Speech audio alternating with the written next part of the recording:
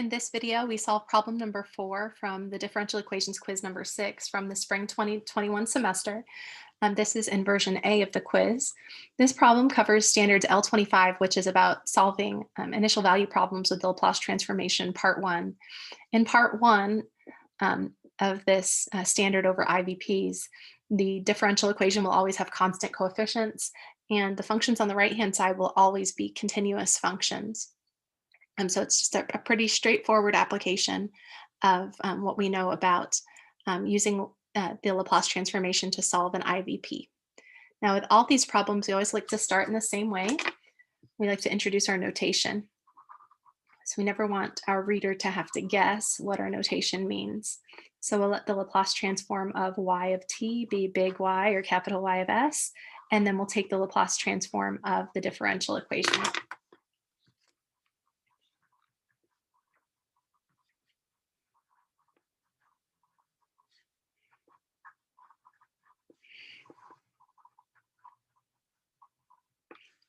Okay. Now, the Laplace transformation is a linear operator, so you can just apply it to each of the terms on this list.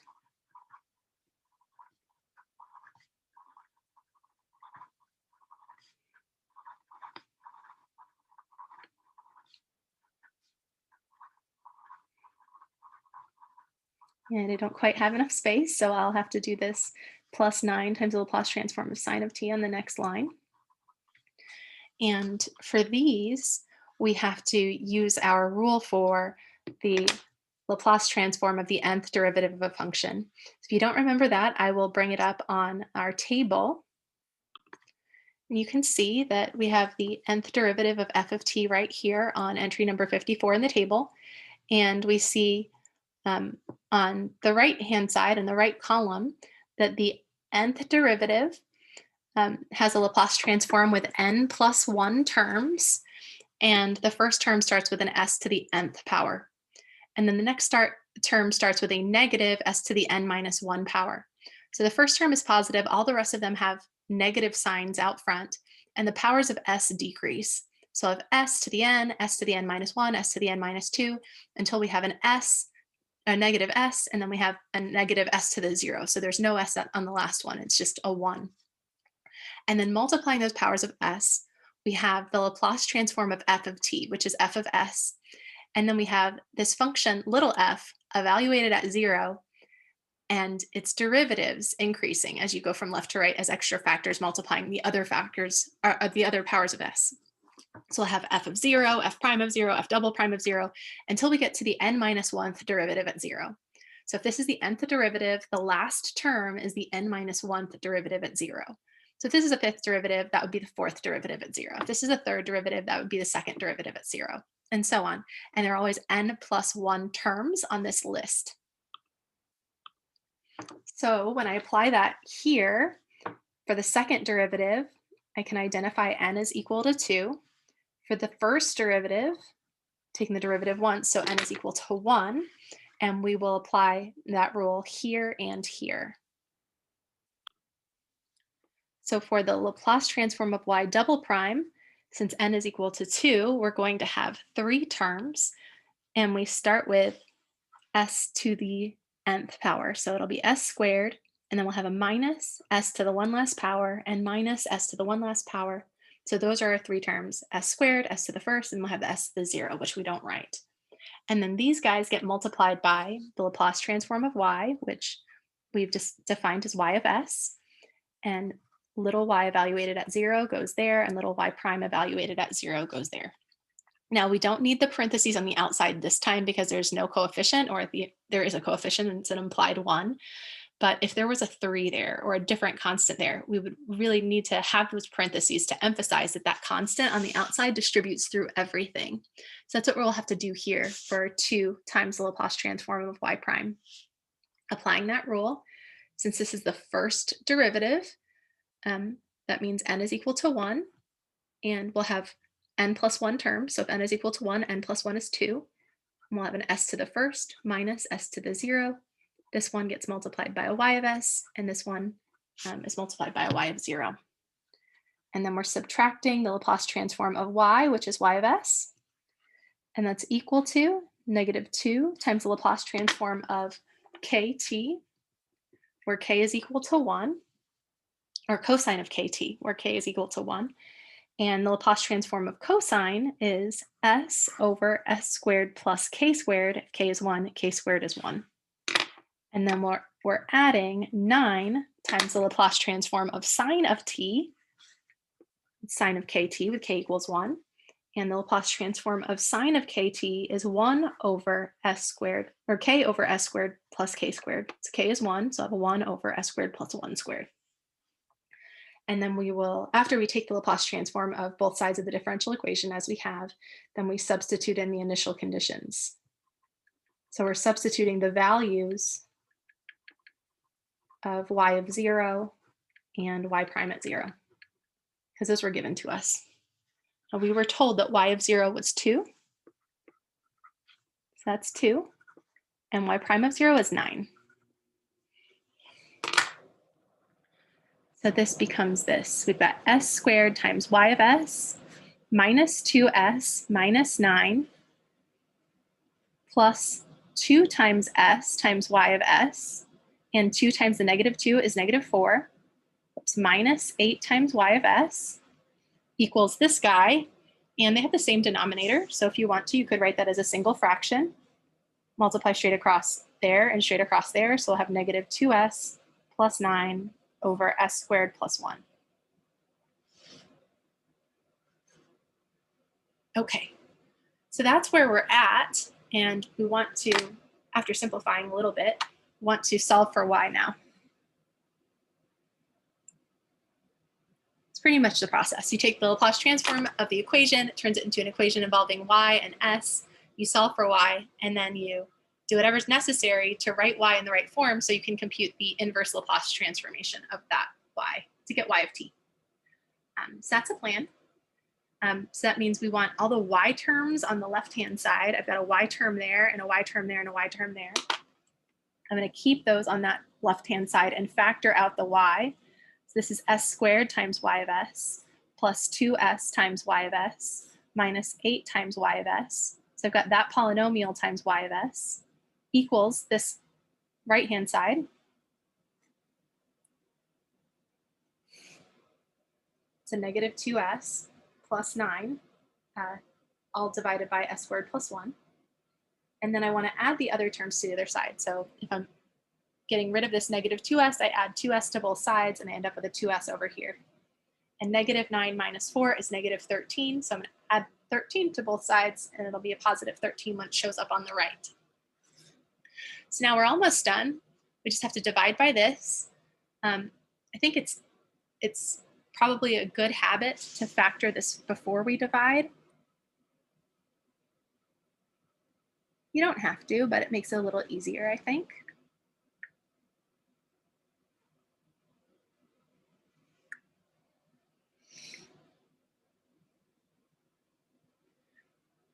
Now, I need two numbers that multiply to give me -8 that add to 2. If they multiply to give me a negative number, that means they have to have opposite signs. So I'll have a plus and a minus. And that means I need two numbers that have a difference of 2 that multiply to give me 8. Well, 4 and 2 will work. If 4 is positive and 2 is negative, we have -2 plus 4 is the +2, and -2 times 4 is the -8. So that's that. Okay, so now we've got y of s times this equals this over here. And we will divide both sides by this s minus 2 times s plus 4. Now, I have to divide every term by that, including this one. Rather than dividing by it, I think I want to multiply by the reciprocal of that, because dividing by 2 and multiplying by 1/2 are the same thing.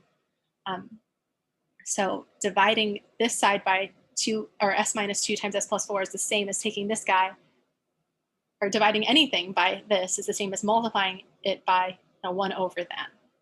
Just like multiplying by 1/2 is the same as dividing something by 2. So now those reduce, and we have y by itself.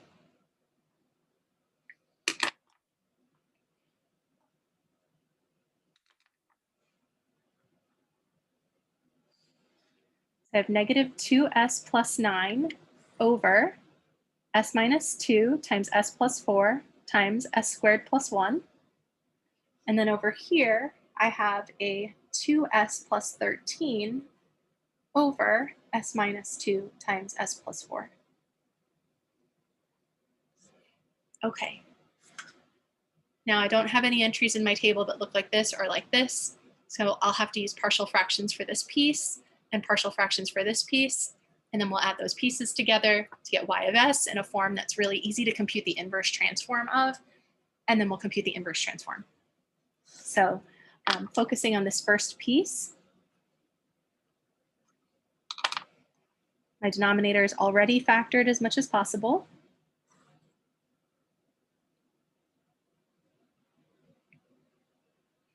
Now that's a linear factor, and that's an irreducible quadratic factor.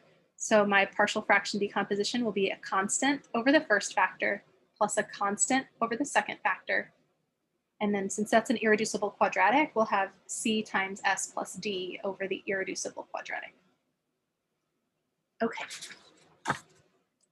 Now let's take this guy and multiply by the least common denominator, which is always the original denominator, on both sides. And that means we're going to multiply every term by that, because multiplication distributes over addition, right? So we'll multiply this guy by that, and this guy by that, and this last guy by that.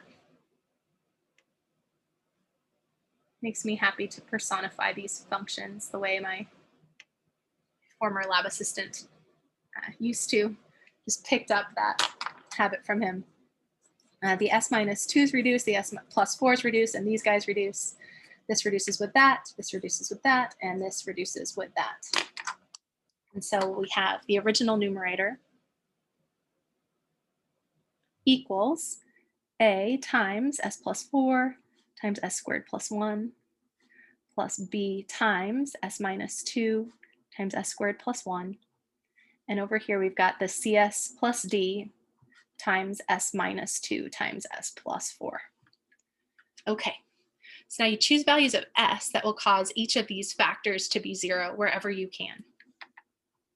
That's the plan. So I would choose s equals -4 to make the s plus 4 0. And this is what happens. If we substitute an s equals -4 here, we have -2 times -4, which is 8. 8 plus 9 is 17. And this will be a times 0 times something. So we just get 0 there. And this will be something times 0. So we get 0 there. The only part that's not 0 is this part. So we'll have b times -4 minus 2, which is -6. And then the -4, when I square it, I get 16. 16 plus 1 is 17. And so we get that. So if we divide both sides by 17, you get b equals, or -6b equals 1. So b equals -1/6. Okay. Now another factor, linear factor that we can set equal to 0 is that s minus 2. That's 0 when s is equal to 2. So if we substitute an s equals 2 here, we'll have -2 times 2, which is -4. -4 plus 9 is 5. And if s is equal to 2, we've got b times 0 times something else. Anything times 0 is 0. So that guy's gone. This is something times 0. So that guy is gone. The only part that's not 0 is this part. So we have a times 2 plus 4, which is 6, times 2 squared, which is 4. 4 plus 1 is 5. And if we divide both sides by 5, or you can divide both sides by 30, that would be fine as well. You'll get 1/6 for a. Now, we still have a c and a d that we need to solve for. And we can't set this factor equal to 0 and solve for s. I mean, we could use s equals plus or minus I, but usually we don't. We say if it's an irreducible quadratic, just pick a real value for s. And since we're looking for two variables, we're looking for the value, I guess they're not variables, two constants. We're trying to find those constants c and d. If we want two of those, we're probably going to need two values of s. We'll need to substitute two values of s there. Once we substitute those two values of s, we'll have two equations and two unknowns, as long as those are linearly independent equations so that they're not multiples of each other, we'll be able to find C and D. So I would use S equals 0 next, because 0 is easy to substitute. We'll have 9 on the left-hand side equals A times 4 times 1 plus B times -2 times 1 plus, if S is 0, this is C times 0, which is 0, plus D, and this is -2 times 4, so -8. And we know that A equals 1/6. And we know that B equals -1/6. And we don't know what D is. But this is 4/6 plus 2/6. That's going to be 6/6. So that'll be a 1 when I add those together. And then if we subtract the 1 from both sides, we'll have 8 equals -8D. And if we divide both sides by -8, we'll get D equals -1 now. Okay, great. So we have D, we have A, we have B. All we need is C. So we just need to pick another value for S, substitute it in up here, and use that value for S to find C. We used 0, 2, and -4. Let's use S equals 1. Expressions are easy to evaluate at S equals 1.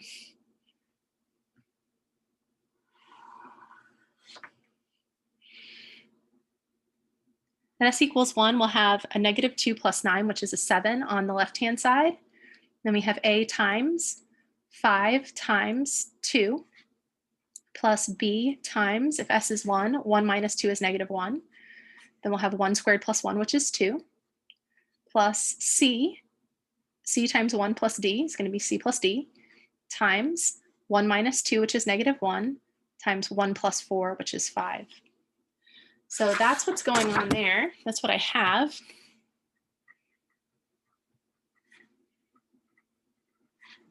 If I distribute that -5, I've got this.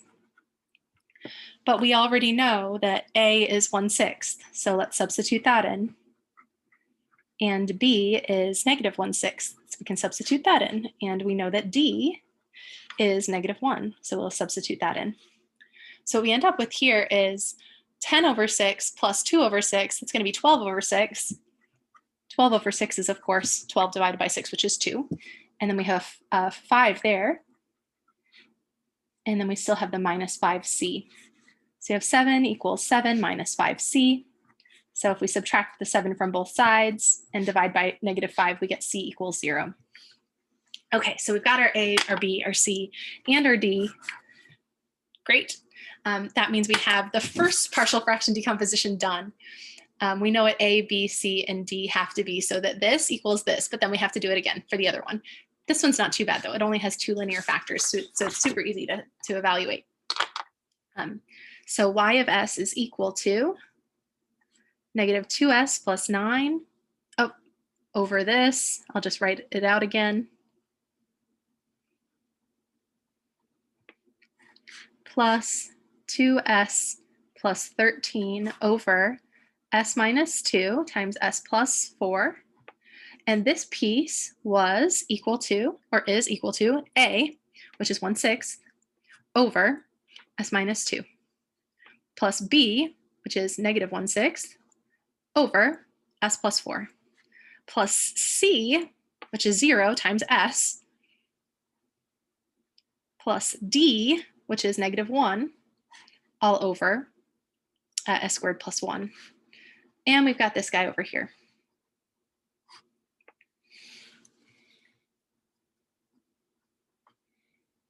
Oops. And so if you want, you could factor out the 1/6. Then we've got 1/6 times something we have a rule for, -1/6 times something else that we have a rule for. Then we have a -1 over s squared plus 1. We have a rule for that. And the only piece that we don't have a rule for so far is this. So we could use partial fraction decomposition. I think I want to do something a little different this time. I think I want to do the well-chosen 0 thing. So here's the idea. All of this would be easier if there was an s minus 2 here. Well, actually, it's not going to make it that much simpler. That's okay. We'll do it anyway. But there's a 2s plus 13. So if I wanted this to have an s minus 2 in it, I could subtract 2 as long as I also added 2. And then I could take this expression and sort of divide it, all of this, by this quantity, and we'd have some simplification. But I don't think that it's ultimately going to help us that much. So I think we're going to have to do the partial fractions either way. Look, we've got these other guys.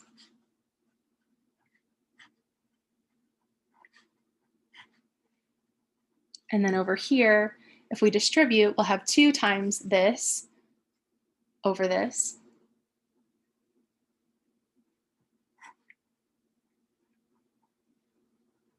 And then I've got 4 plus 13 is 17 over that. And these guys reduce.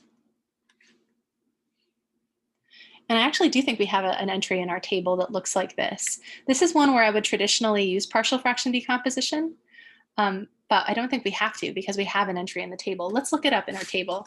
There's a constant over s minus a times s minus b. Okay, there it is. You see it? 1 over s minus a times s minus b is e to the at minus e to the bt over a minus b. So we can use that here. I'm going to write that down. That's entry number 28 in our table. And I'm using it in reverse. So I'm saying the inverse transform of 1 over s minus a times s minus b is equal to e to the at minus e to the bt over a minus b. All right. Okay, so I'm going to use that for this piece right here. Now the other pieces, I think we can combine a little bit. I've got 2 of these and I'm subtracting 1/6 of those. So 2 is the same as 12/6. 12/6 minus 1/6 would be 11/6.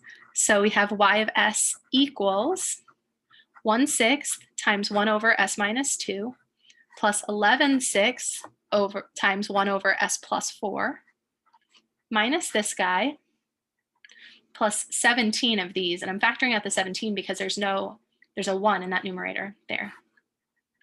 Trying to match the pattern. All right, now with this rule and our basic rules, we can compute the inverse transform. Y of t is the inverse transform of y of s. It's a linear operator, so you bring the constant down. And then you take the inverse transform of 1 over s minus a. It's going to give us e to the at. If a is equal to 2, we get e to the 2t. Then we bring the 11/6 down, and we're doing the same thing again, 1 over s minus a, but if s minus a is s plus 4, a is negative 4. It's the opposite of that number. So this will be e to the negative 4t. Minus, bring the minus down. This is k over s squared plus k squared, where k is 1.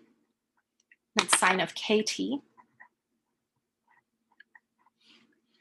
And the last one is a little funny because we've got an a and a b. Here a is 2 and b is negative 4. So we have 17, you bring that down, and then you multiply by this guy. You have a minus b. So that's 2 minus a negative 4. And then in the numerator, you have e to the at minus e to the bt, where a is 2 and b is negative 4. Okay, so we can simplify a little bit more. This ends up being a 6 in that denominator, which is nice because we've got all these other 6s. That means might have a little bit of simplification there. I'll factor out that 1/6, so I'll have 17/6 times e to the 2t minus e to the negative 4t. Okay, so that's my y of t, but I want to collect like terms. I've got 17/6 of these e to the 2t's here, plus 1/6 of the e to the 2t's. That's going to be 18/6 times e to the 2t. 18 divided by 6 is 3. So that takes care of that guy and that guy. And then you say, okay, what about the e to the negative 4t? Well, I've got 11/6 of those here, and I'm subtracting 17/6 of those. So that means I'll have 11 minus 17, which is negative 6. Negative 6 divided by 6 is negative 1. times e to the negative 4t. And then don't forget your sine of t. That's y of t.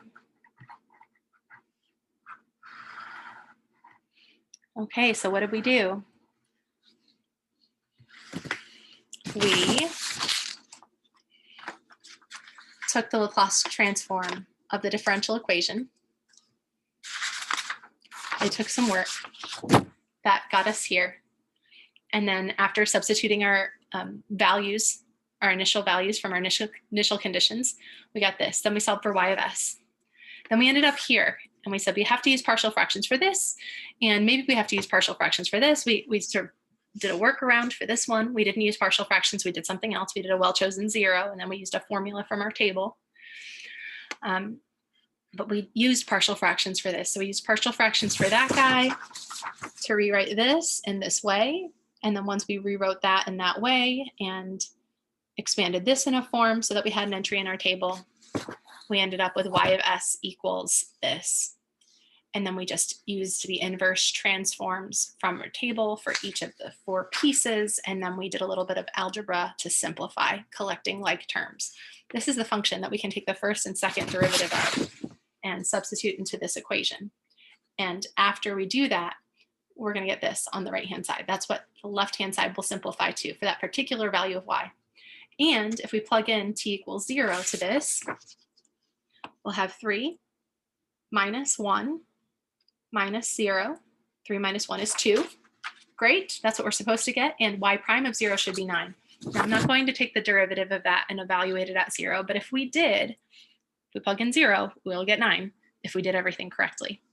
So that is how we do that. You use partial fractions to get this into a form where you can take the inverse transform, and then finally you compute the inverse Laplace transformation of y of s to get y of t. And of course, you always want to simplify if you can. Okay, so that is the end of this video covering standard L25. I'll see you in the next video to discuss standard L26.